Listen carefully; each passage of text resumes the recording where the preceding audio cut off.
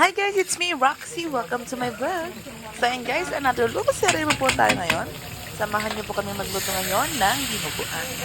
Ang una natin ginawa ay naggisa po tayo ng bawang at sibuyas. At saka po natin isinunod yung karne ng baboy.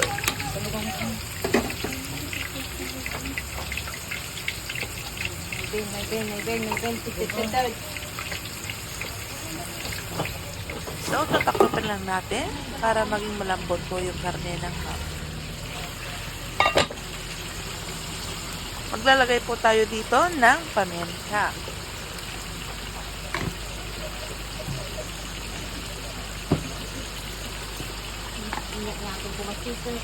At maglalagay din po tayo dito ng asin. Silver Swan soy sauce. Ating halu-haluin para po mag-mix yung mga nilagay natin pang palasa. Naglagay din po tayo dito ng Magic Sarap All-Time Seasoning. At maglalagay po tayo ng extender. Ito ay ang sayote.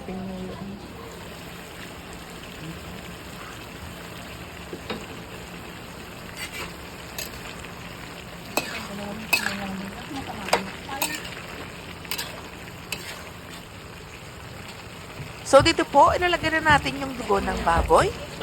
At pasintabi po pala sa mga hindi kumakain dyan ng dugo at sa mga kapatid nating Muslim.